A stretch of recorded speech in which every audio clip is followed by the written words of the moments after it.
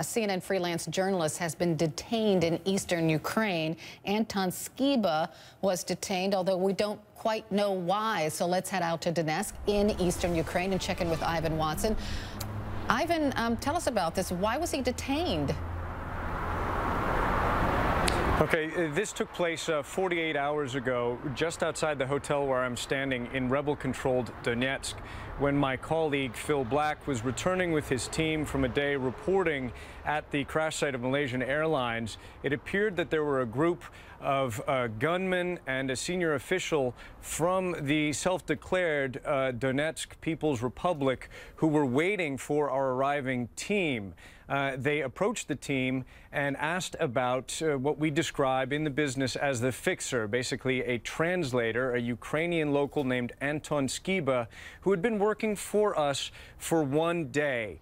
He was on the spot accused of having posted ransom rewards for the death of rebel fighters on his Facebook page, and he was abruptly taken away. Skiba did not resist as he was taken away. He has since been in the custody, we believe, of the separatists for almost 48 hours now. Now, CNN has not reported on his detention thus far because we were working behind the scenes with separatist officials trying to secure this young man's release, who only worked with us for one day. He had also worked with the BBC here in the wake of the crash of Malaysian Air Flight 17, and we've confirmed that he also worked for a Moscow-based news magazine called Russia Reporter last year as a photographer.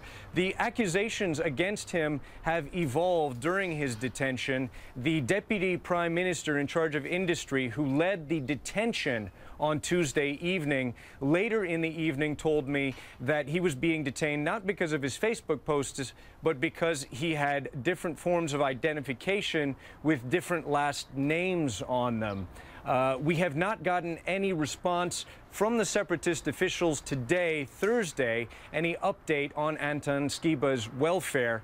In the meantime, a number of human rights organizations and press freedoms organizations, including Reporters Without Borders, the Committee to Protect Journalists, and the OSCE, which has international monitors on the ground here, have all demanded for Skiba's immediate release and are worried for the deteriorating environment for journalists operating in this war zone.